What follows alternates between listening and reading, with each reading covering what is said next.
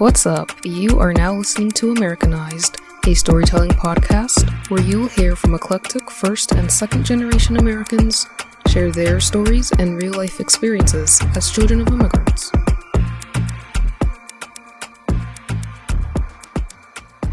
Hey, this is your host Roslyn. Welcome to another episode of Americanized. In this episode, you get to meet Anne-Kenya. She is a mental health counselor who carries a deep pride in her Haitian-Dominican heritage. We talk about how our environments shape our accents and the way we speak. Stay tuned. So first of all, my name is Anne-Kenya Dubuisson. I'm a proud daughter of Haitian-Dominican immigrant. I was born in Brooklyn. I did most of my education, my schooling in Montreal, Quebec, Canada. And I came back to the state, and that's where the journey started about my purpose, my impact, with the way I see myself, my purpose. I'm a school counselor. I'm a counselor as well, mental health counselor. At the same time, I'm an author on the side, a volunteer, for Travel and Give. Yeah, that's me. Oh, wow, I didn't know the author part of Yeah. you. Mm-hmm. Yeah. Can you tell me a little more about that? Okay. Regarding the author, I published a book in 2017. It's based on a true story. That book, it was a form of therapy for me and my family.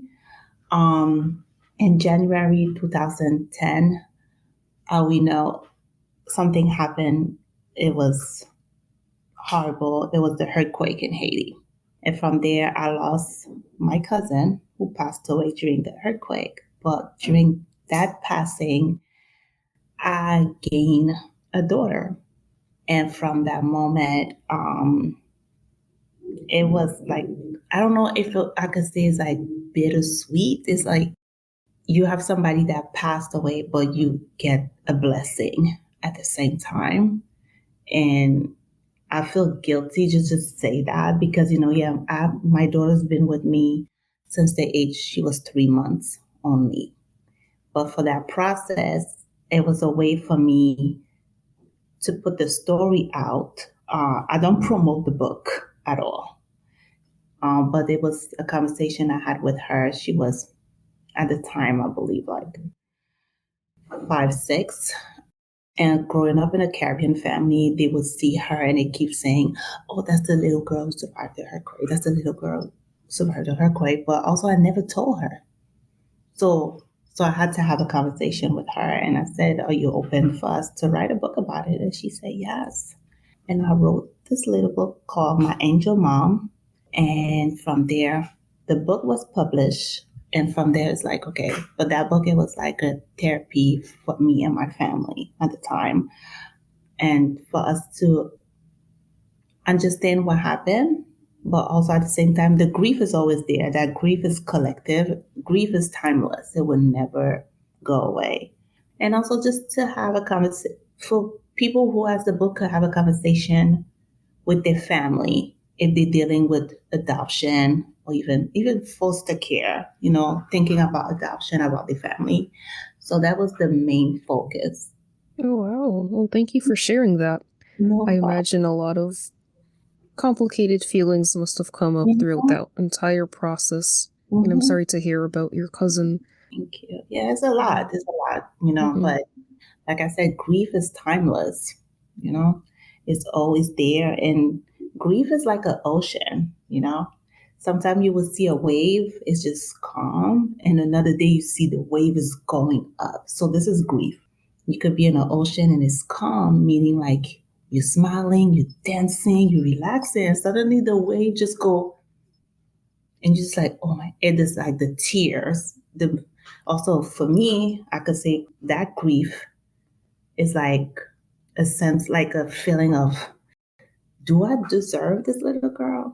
Do I deserve to be there? I'm sharing great moment with her. It's like the guilt. Her mother should be the one to be there, not me. But also you have to accept it,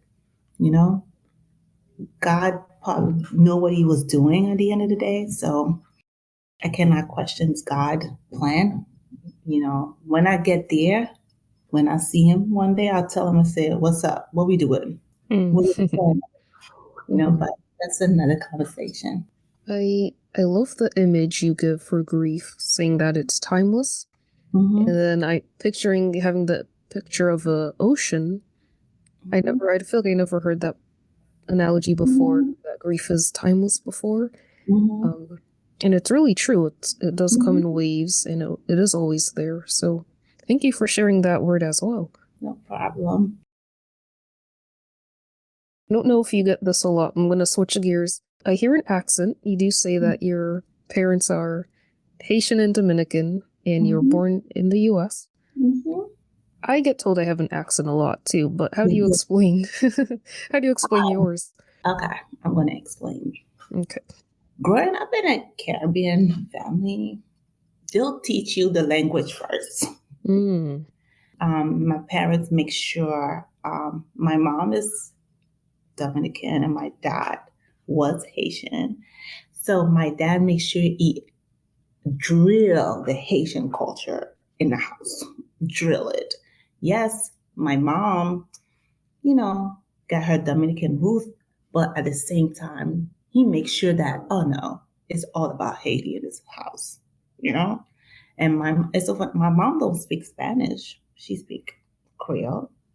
My grandma was Dominican, as well. My grandma left DR as a young age. And from there, even her, she speaks Spanish. She was speaking Spanish, but she didn't want me to learn due of situation that happened in DR, right? Um, and I could share that. Like I was in high school and I saw Granny, I have a homework in Spanish.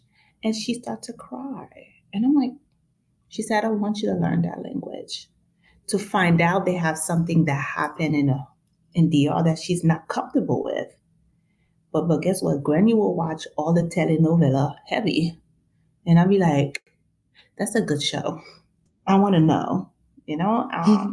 What are they saying? The whole thing. And you see her going like, oh, I'm like, huh? Mm. Granny, what are they saying? You don't need to know. You don't need to know. Like, yeah, but also growing up in Canada, I speak French. So French was my first language, right? And after Creole. And another thing that I'm going to put out there, I learned English in school, but mostly by watching TV. That's my way to learn English. Um, I used to come to the state on vacation and spending time with family. They would teach me, but we would mostly speak Creole. And after that, in school, we have English classes, but it was not in depth. So Hmm. they'll tell you the basic, but yeah, definitely TV helped me with English. Music, definitely. Hmm. Mine is the curse word, of course. Some song. Yeah, it was a journey. Interesting. Mhm. Wow, I like that a lot. I'm thinking and I'm like, I wish my parents did that because, and I feel like I say this a lot on the show, with Mhm. being exposed to French, but not really speaking it fluently and holding a Mhm. conversation with somebody. Mhm. But I'm excited to hear that you speak French, and I'm like, we could have a conversation, but the bare minimum on my end. Yeah. Anytime you're ready, let me know. We could always practice on the side. Yeah. We'll do another episode about it. And I'll be like, you You know? know, that could be a series, and I'm open for that. That would be Yeah. cool. Yeah. Let me And know. I will. That's a Mhm. great idea. Mhm. I'm curious, in what ways did your father really ingrain the Haitian culture in your home? My father loved Haiti more than he loved himself. Mm, Yeah. His love for Haiti was beyond himself. wow. You Yeah. know? And even as a young age, I could remember the way he was talking about Haiti. Like, especially everything, like when it comes to politics, food, culture, everything, but also I understand his love for Haiti is because as a young age, my father was part like in a movement, like a rebel movement who wanted to Mm. overthrow the government at the time.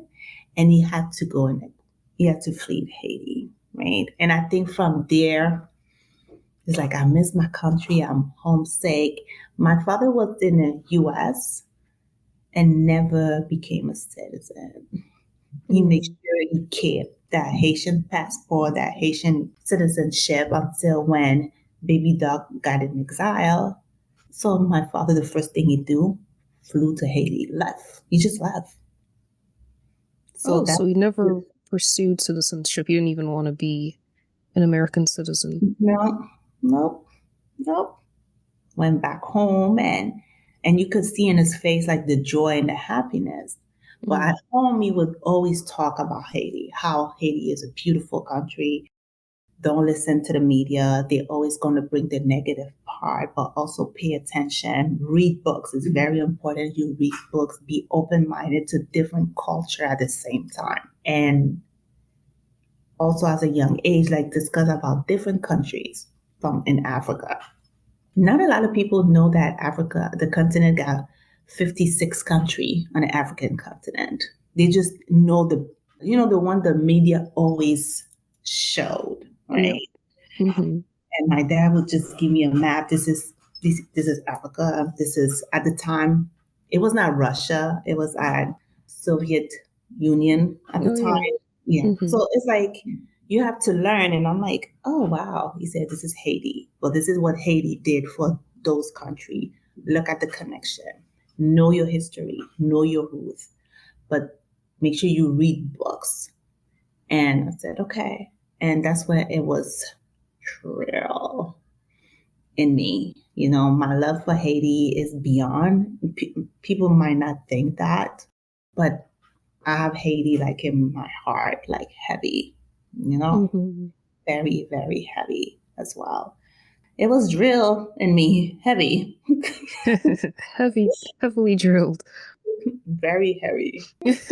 I'm curious if it was ever like drilled in you too much to a point where you wanted nothing to do with that part of your identity and culture. Mm, to be honest, probably they have probably situation. I was in Canada. So the racism in Canada is totally different than the racism in the United States. Very. Where I live, yeah, they had, you know, a lot of Haitian. So it's like we have our own community, the same thing they have in Mm-hmm. New York. But also you will go to places and we could do like code switching, kind of. Mm-hmm. People know we were Haitian already. So we don't have to say anything. We don't have, but they have some places we have to be like, okay, I'm Haitian, but let me adjust the speech, right? Let Right. me adjust my demeanor, right? So the code is code switching, they call it. Yeah. It's like Yeah. what's heavy. It's like it's a skill. I do believe like, you know, Haitian in Canada, they have it. They do it. They know how to do it because the racism in Canada is totally different, you know, compared to here.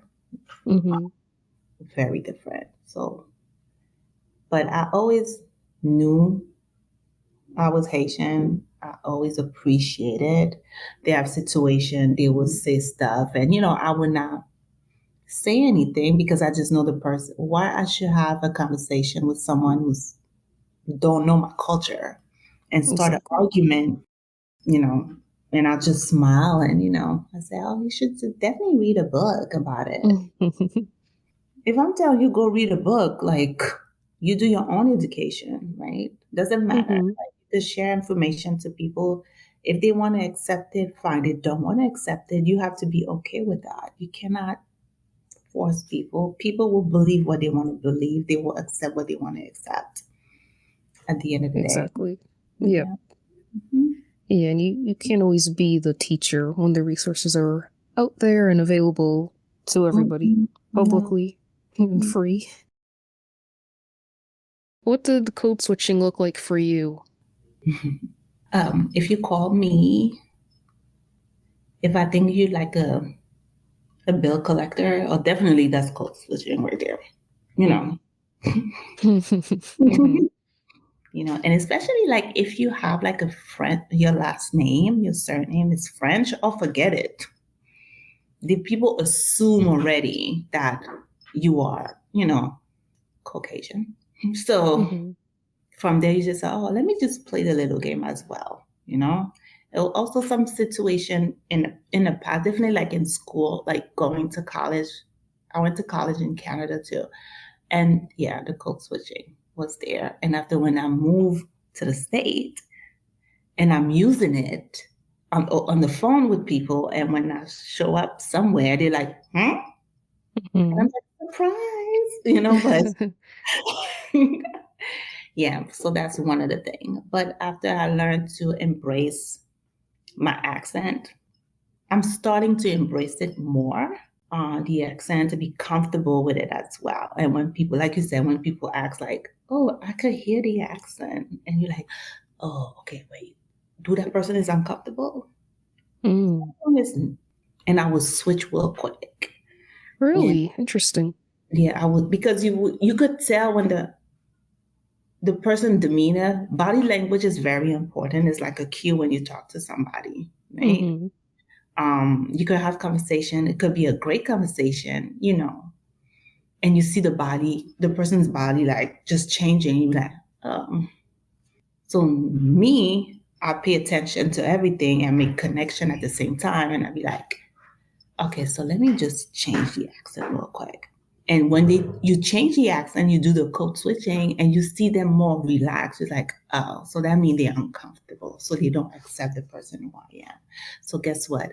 Let me play with that, and I'll go back to the accent technically. So in life, you got to be comfortable with the uncomfortable anyway. Exactly. Yep. That's Yeah. really interesting that you observe that cue that someone might be uncomfortable with your accent. Yeah, some people are, right? The same way, like, I know you said like you work in a school, you could talk to people and they don't even pay attention what you're saying. They just listen to the accent to try to figure out Yeah.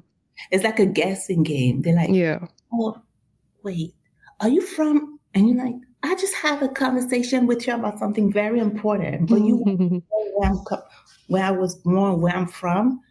So yeah. Yeah, no, I get that all the time, just in life Mhm. in general. And it's just so crazy the different guesses I've gotten and Mhm. just the question, and it really makes me think, first of all, what accent do I even have? And how strong is it that they're hearing an accent? I think an accent is something that's different from what they're speaking. Yeah, yeah. It's That's not it. like, Yeah. yeah, just a difference in hmm speech. Yes, different. Like you and I, we did it already. You could say, "Oh, I hear an accent from you," because it's different from yours, right? Mm-hmm. Even me, I could hear, and I said, "Oh, she has an accent." I could guess. I could guess, but I said, "You know what? Let me just go with the flow. Eventually, it's gonna come, right?" And I think that's what it is to make us as human interesting when it comes to language, you know? Yeah, I love it. I love it all. It's so hmm fascinating. There's so much to it as hmm well, just based on what you're exposed to, where you're hmm born. It's really mostly exposure, I think. hmm Yeah, like you said, you were surrounded with your family, your dad, you were engulfed in the Haitian culture at home, and that's just what you picked up, and that's how hmm your accent came to be about. Despite you being born here, your hmm surroundings was, yeah. Yeah. But also you gotta understand like every part of Haiti, they have a different accent too. Mm. And I Hmm. believe the same way in the country you're from as well, is they have different accents. Right, right, right. It's like a My mo- never ending my mother dig would say, deep. yeah, it's deep. Like my mom would is from like Okap. They speak different. The dialect is different than someone that's from the capital. Mm. So if I say certain things, people would say, "Oh, you from Okap?" I said, "Oh, that's mommy." you know? So, yeah. My dad would speak and I would say something and they're like, but you said something from Oka. I said, oh, that's the way my dad used to say. So I guess I just combine both of them at the end of the day. I can't listen. Too much to keep up with. Yeah, No, you know. just let's enjoy this conversation. Let me enjoy my culture. Let me enjoy the language, everything. Let me just enjoy it. Just have a good time, Yeah. Doesn't and have embrace to be that it. crazy. Yeah, I hear Mhm, that. Okay. Had to get that out out of the way. Just so curious. mhm, Um, yeah, I ran into that earlier today actually. mhm, Someone who does have a accent, and I was like, "Oh, are you, of this ethnicity?" And they said yes, but I was born here, and then I was like, mhm, in my head being rigid. I'm like, but your accent is this way, and I was mhm, like, what's true? But now hearing from you, I'm like, I can see how, I can see how it makes sense. It goes mhm. both ways. Yeah. Thank you so much for listening. I hope to catch you in the next episode. All original music produced by Stubborn Soul. You can find him on all music listening platforms at STBRNSAL.